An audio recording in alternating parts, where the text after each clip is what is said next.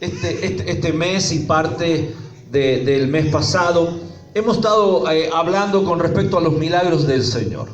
A los milagros no de toda la Escritura, sino los milagros solamente que aparecen aquí en Juan. Y si nosotros leemos este texto de Juan, capítulo 20, versos 30 y 31, dice ahí la palabra del Señor: hizo además Jesús muchas otras señales en presencia de sus discípulos, las cuales no están escritas en este libro. Pero estas se han escrito para que creáis que Jesús es el Cristo, el Hijo de Dios, y para que creyendo tengáis vida en su nombre. El propósito que tiene cada uno de estos milagros que relata el Evangelio de Juan, o sea, el Evangelio de nuestro Señor escrito por Juan, es para mostrar justamente lo que dice en este versículo. Es para que creamos en que Cristo es el Hijo de Dios y para que creyendo en Él tengamos vida en su nombre. Pero hay un montón de más milagros que no aparecen, que no están escritos aquí, pero que sabemos que existieron y que nos demuestran realmente la autoridad que Dios tiene, porque Dios es un Dios de autoridad y Él cual puede hacer cualquier milagro que nosotros necesitemos. Hemos destacado desde hace tiempo que para que puedan existir milagros se necesitan por lo menos 3 circunstancias que debemos vivir, o 3 cosas que se nos tienen que dar. La primera es que tener una necesidad que no pueda suplirse. Un tipo de necesidad la cual nosotros no podemos suplir de otra forma, de otra manera. Una necesidad la cual para nosotros es imposible poderla alcanzar. Algo que realmente se nos escapa de nuestros medios. Algo que nosotros no lograremos nunca. Si tenemos ese tipo de necesidad, es factible que el Señor pueda hacer un milagro. Lo segundo que se necesita para que pueda existir un milagro, tiene que ser una persona de fe. Tiene que haber alguien que tenga fe. Porque dice la palabra del Señor que el que cree verá la gloria de Dios. Que el que cree va a recibir milagros en su vida. Y lo tercero que se necesita para que pueda ocurrir un milagro son el poder de Dios que se manifieste. Viendo que el poder de Dios realmente se puede manifestar. O sea, teniendo la necesidad, teniendo la persona que tenga fe y que el poder del Señor se manifieste. O sea, clamando al Señor y el Señor va a hacer la obra en nuestras vidas, ¿no es cierto? Ahora, Jesús hizo un montón de milagros, los cuales aparecen en Mateo, en Marcos y en Lucas, y como también lo hemos leído aquí en Juan. Yo quiero hacer un breve resumen de todos esos milagros que el Señor ha realizado y que usted lo puede buscar en la palabra del Señor. Nosotros encontramos primero, por ejemplo, milagros de sanidad. ¿Cuáles fueron los milagros de sanidad que Jesús realizó? El leproso que fue limpiado, la sanidad del siervo del centurión, la suegra de Pedro, los gadarenos que estaban endemoniados y fueron libres, el paralítico, la mujer con hemorragia, 2 ciegos que reciben la vista, el mudo que estaba endemoniado, el hombre con la mano paralizada, el endemoniado ciego y mudo, la hija de la mujer cananea, el muchacho endemoniado, 2 ciegos, incluyendo también ahí a Bartimeo, el endemoniado de la sinagoga, el sordomudo, el ciego de Betsaida, la mujer encorvada, el hombre de hidropasia o hidropasia, los 10 leprosos, el siervo del centurión, entre todos los demás milagros que nosotros ya hemos visto. Pero también existieron milagros de resurrección. Los milagros de resurrección que nosotros vemos no fueron muchos, pero sí son de destacarse. Por ejemplo, la hija de Jairo, que estaba enferma, que estaba muy mal, y que muere, y que el Señor va y la resucita. El hijo de la viuda de Naín, una mujer que tenía solamente un hijo, y se le muere esta mujer viuda, y dice que lo iban llevando de camino, yendo al cementerio, y cuando se le atraviesa el Señor, lo resucita. Lázaro, que es otro de los milagros que el Señor realizó, lo cual hemos estado viendo y estudiando esa palabra. Y también la propia resurrección del mismo Señor Jesucristo. Pero también encontramos milagros los cuales son sobre la naturaleza. Como por ejemplo cuando Jesús calma la tempestad, cuando Jesús alimenta a 4.000 personas, la higuera que se secó, la higuera estéril, la moneda que aparece dentro de la boca de un pez, una pesca milagrosa que realizó el Señor, y no solo una vez, sino en varias oportunidades. Entonces encontramos que la palabra del Señor nos muestra un montón de milagros. Y hay textos de la palabra del Señor que nos muestran y que nos dicen que el Señor hizo muchos otros milagros también. En Lucas capítulo 4, creo que es, versos 41 y 42, ustedes lo tienen ahí, dice ahí la palabra del Señor: al ponerse el sol, todos los que tenían enfermos de diversas enfermedades, los traían a él, y él, poniendo las manos sobre cada uno de ellos, los sanaba. Salían demonios de muchos, dando voces y diciendo: tú eres el Hijo de Dios. Pero él los reprendía y no les dejaba hablar, porque sabían que él era el Cristo. Entonces, todos los milagros que el Señor realizó y un montón más, los cuales nosotros no conocemos, los cuales nosotros no tenemos registros de eso. Eso nos muestra que el Dios en el cual nosotros creemos es un Dios que hace milagros. No fue el propósito principal del Señor venir a la tierra a hacer milagros. No fue ese el propósito principal. Él vino a la tierra ¿con qué fin? Morir en la cruz para darnos salvación, para redimirnos, para que nosotros podamos tener vida eterna. Ese era el propósito principal. Porque si no hubiera sido eso, Él nunca hubiera sido sacrificado. Él hubiera seguido su ministerio y sanando gente y continuando alimentando y continuando con eso. Eso fue una demostración del poder que habitaba en Él. Pero el propósito principal era la muerte en la cruz, para que usted y yo tengamos vida eterna. Pero cada una de esas señales que el Señor ha hecho son para que nosotros creamos que el Señor es Dios. Y por sobre todas las cosas, Él es Señor de nuestras vidas también. En el grupo de las hermanas hay unos WhatsApp que se han compartido en esta última semana, donde el Señor realmente hizo un milagro, donde había una persona que necesitaba poder alquilar una casa y no tenía forma de poder alquilar una casa. Del lugar donde ella vivía la sacaron, de ahí le dijeron: no podés vivir más aquí. Ella se fue, le prestaron un lugar. En el lugar estaba ella con sus hijos, incómoda, no podía estar, encima el lugar no era agradable, y vino no sé de dónde ni cómo. Llegó dinero y ella pudo ir, y el Señor no le alquiló la casa. El Señor le compró una casa. Tal vez el lugar donde ella puede estar viviendo puede decir: no, pero no es lindo, pero no es bueno, pero es tu casa. O sea que el Señor hizo más allá de lo que ella esperaba, y está grandemente agradecida al Señor. Y algunas hermanas la conocen, pero por medio del WhatsApp, ni siquiera la han visto jamás cara a cara.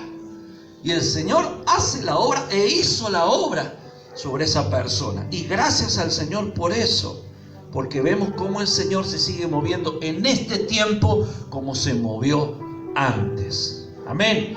Vamos a analizar, vamos a estar viendo cada uno de los milagros que Jesús hizo y que nosotros hemos compartido aquí en el libro de Juan. Y ¿qué manifiesta el Señor en cada uno de esos milagros? El primero, como todos conocemos, la conversión del agua en vino. Juan capítulo 2, verso 1 al 11. No lo vamos a leer porque es un texto bastante extenso y son muchos textos, pero usted lo tiene ya ahí. ¿Y qué es lo que el Señor trató de demostrar ahí? Usted recuerda cómo fue. Había una boda, había gente, escaseó el vino, el novio no compró el vino suficiente que tenía que ser, y llegado cierta hora de toda esa boda, faltó el vino. Lo vienen y lo buscan al Señor. El Señor simplemente le dice: hay unas tinajas con agua, llénenlas de agua. Esas tinajas servían para la purificación. Dice: llénenlas de agua. Y dice: después llévenle que pruebe el maestresala, el que administraba toda la boda. Fue, probó y se acercó al novio y le dijo: todos entregan el mejor vino cuando empieza la boda, pero tú has reservado el mejor vino para este momento.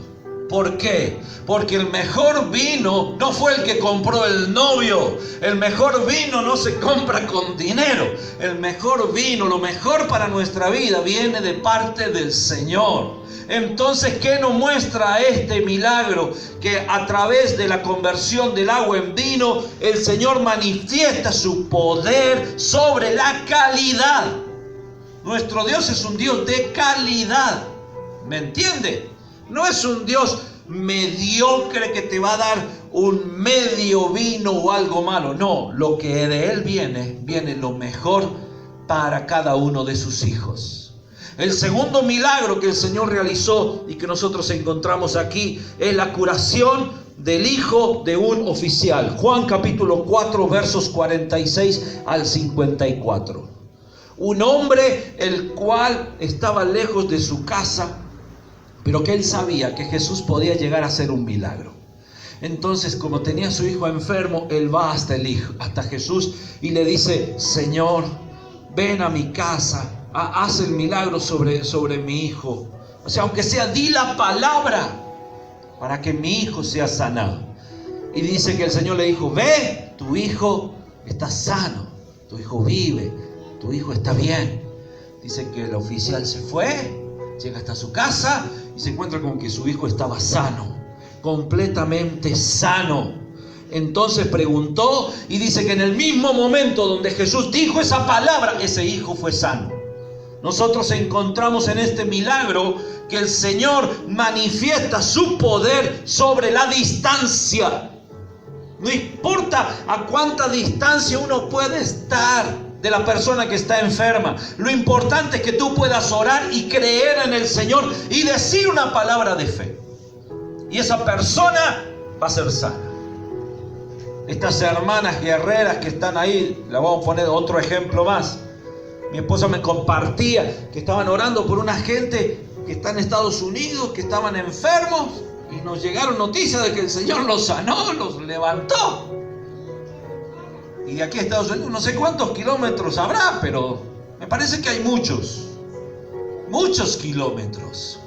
Pero lo importante es la fe que uno pone en el Señor, porque el mismo Señor que está aquí es el que puede estar allá y el que está allá, y el que se mueve para bien y que ayuda a todos aquellos que realmente le buscan a Él. Amén. El tercer milagro que encontramos en Juan es la curación del hombre paralítico. Juan capítulo 5 verso 1 al 9. Este hombre paralítico de hacía un montón de tiempo, de un montón de años, estaba al lado de un estanque esperando el movimiento del agua, porque dice que de tanto en tanto se movía el estanque y el primero que descendía al agua y que podía salir de ahí era sano de cualquier enfermedad. Entonces este hombre estaba esperando el momento. El Señor se acerca y le dice: ¿quieres ser sano? Y este señor, como no entendía lo que realmente le preguntó, le dice: sí, quiero, pero cuando yo voy, otro ya viene antes que yo y no puedo entrar para poder ser sano. Entonces el Señor lo mira y le dice: levántate, toma tu lecho y vete a tu casa. El Señor nunca le dijo: te voy a meter en la pileta. El Señor le dijo: yo te voy a sanar. Yo te voy a sacar de esa esclavitud que llevas por 38 años. Porque hacía 38 años que este hombre estaba ahí, esclavo, atado sus piernas porque no podía andar. El Señor hizo el milagro tremendo en ese momento. Entonces este milagro nos manifiesta el poder del Señor sobre el tiempo. Sobre el tiempo. No importa cuánto tiempo pueda llevar uno esclavo, atado con alguna enfermedad, con algún vicio, con lo que sea, el Señor te lo puede sanar. El Señor te puede rescatar. El Señor te puede sacar de esa vida. Porque el propósito del hombre no era que viviera esclavo de la enfermedad, sino que sea libre de toda enfermedad. El propósito del Señor para nuestra vida no es para que vivamos subyugados bajo el pecado, sino para que seamos libres del pecado. no para que tengamos vicios que aten nuestra vida, sino para que seamos libres de todo eso. Y no importa el tiempo que podamos estar, cuando estamos en el Señor, cuando conocemos a Cristo, dice la palabra del Señor que somos nueva criatura. Entonces, ¿qué quiere decir? Que nos hace todo nuevo, que el Señor tiene el poder sobre el tiempo. Él nos hace nuevos. Él puede sanarnos. Él puede limpiarnos, Él puede librarnos de todo mal. Cuarto milagro que nosotros encontramos en Juan, en la alimentación de las 5,000 personas. Juan capítulo 6, verso 1 al 14. Jesús había estado haciendo milagros, hablando la palabra del Señor, enseñando, guiando, mostrando su poder. Y toda la gente le escuchaba y le oía hablar. Dice que entonces la gente contenta estaban ahí con ellos, pero Jesús sintió como diciendo, tenemos que darle de comer a esta gente. No podemos mandarlo a las casas así como están, porque se van a desmayar en el camino. Entonces les habló a sus discípulos y los discípulos dijeron, mira, no tenemos plata nosotros. Apenas somos pescadores y haría falta, qué sé yo, como un año trabajar para poder juntar un poco de plata y darle aunque sea un pedazo de pan a cada uno de ellos. Es imposible que podamos darle de comer. Secos los cristianos, secos los discípulos. No cambió mucho en eso. Seguimos. ¿Pero por qué? Es para que la gloria del Señor se muestre y se manifieste. Porque el dueño del oro y de la plata, ¿quién es? Es el Señor. Él es el dueño del oro y de la plata. Y eso nos enseña que nosotros somos manejados por Él. Que Él es el que nos sostiene. Él que nos da la fuerza. Él que nos sigue adelante. Él tiene el poder de darte todo el dinero que Él quisiera darte. Pero ¿será que dándote todo eso te va a hacer bien a tu vida? ¿O te va a hacer mal? ¿Qué te va a hacer? Mientras que si me mantiene como me mantiene, yo siempre voy a depender de Él. Siempre voy a estar cerca de Él. Pero no para que me dé eso, sino porque yo sé que es lo mejor para mi vida estar cerca de Él. Amén. ¿Se acuerda el joven rico? Él no pudo seguir al Señor por todas las riquezas que tenía. Porque el corazón del ser humano siempre busca el poseer y el tener más. Mas el Señor lo que quiere es otra cosa para nosotros. Que nosotros aprendamos a renunciar a todo lo material para seguirle realmente a Él. Y ahí estaban los discípulos, sin un peso para poder comprar. Y aparece un muchachito con 5 panes y 2 peces. Y todos dijeron, ¿pero qué es esto para toda esta cantidad de gente? El Señor hizo recostar la gente, le dijo, tranquilos, levantó, dio gracias al Padre, dijo, Padre, gracias. Y empezó a repartir. Y de un pez salió 2, y 2, 4, y de 4, 6. Y de los panes iguales. Y empezaron, dice que se llenaron, que todos comieron, que todos se saciaron y que sobró. Y no eran pocos, eran 5,000 personas que estaban ahí. La alimentación de los 5,000 manifiesta el Señor su poder sobre la cantidad. Sobre la cantidad. En el vino fue sobre la calidad. En esta oportunidad es la cantidad que el Señor puede dar. Fíjese qué interesante en esto. A veces nosotros decimos, yo no tengo nada, yo soy pobre, tengo poco. Lo que para ti te parece insignificante, pónselo al Señor y el Señor va a hacer cantidad de eso. Va a hacer cantidad sobre eso. Pero necesito ponerlo al Señor. Como este niño puso apenas eso y el Señor hizo una gran cantidad. Quinto milagro.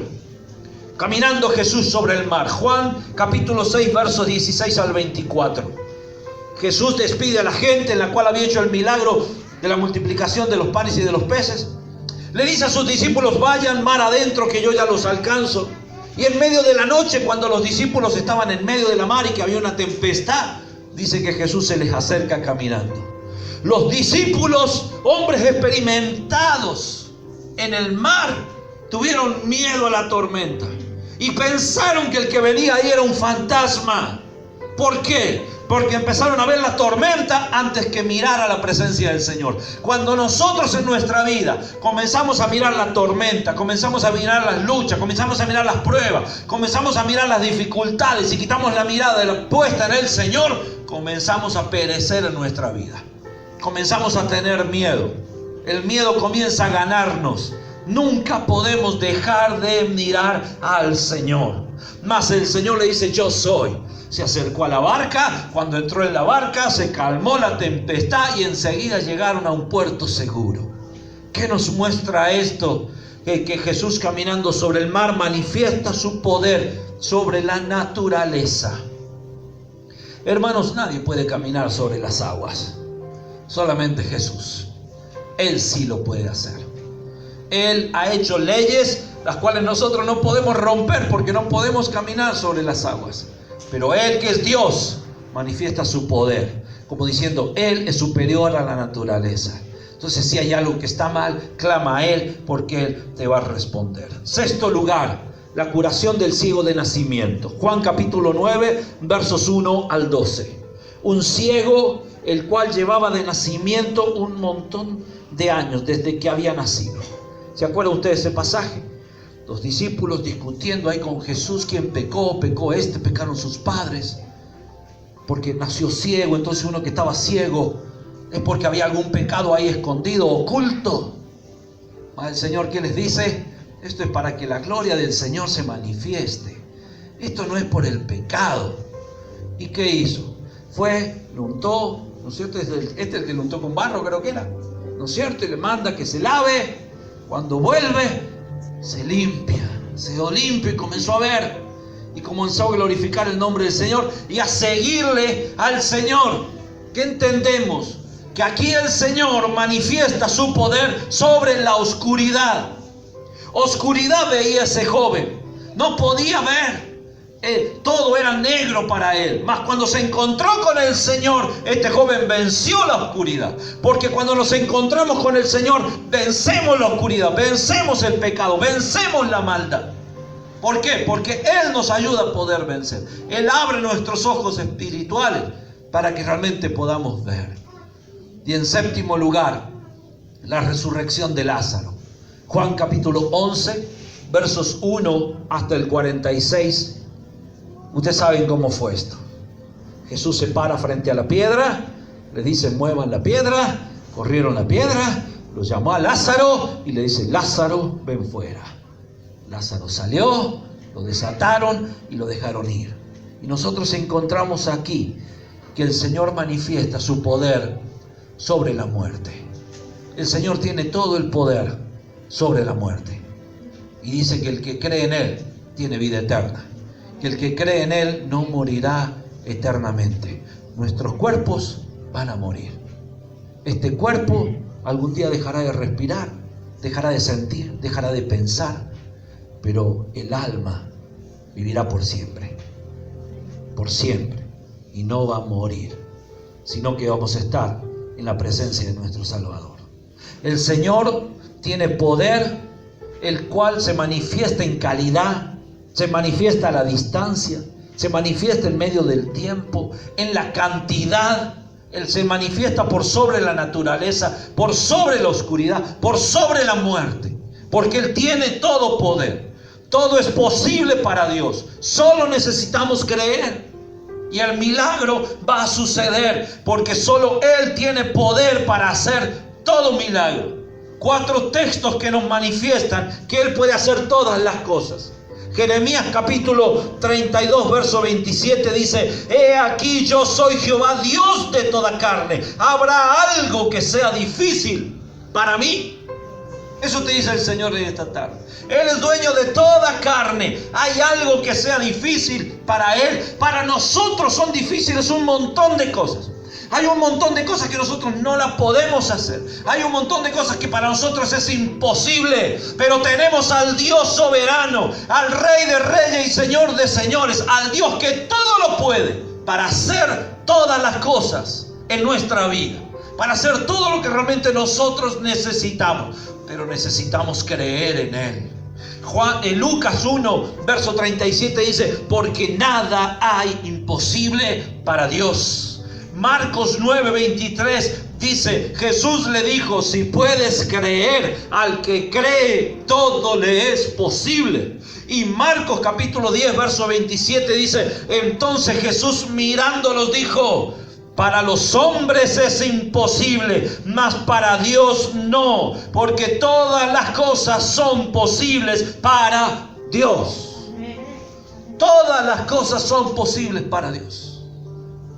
En esta tarde, piensa un minuto nada más. ¿Qué es eso que es imposible para tu vida? ¿Qué es eso que tú crees que no va a suceder jamás? Pues es hoy el día en que debemos decir, Señor, hoy creo que tú lo puedes hacer. Dejemos ya de creer que no y empecemos a creer que sí. Dejemos ya de negarnos a lo que Dios puede hacer y digamos, Señor, tú lo puedes hacer. Será una enfermedad, problema familiar, una lucha, nuestro trabajo, nuestra familia, no sé.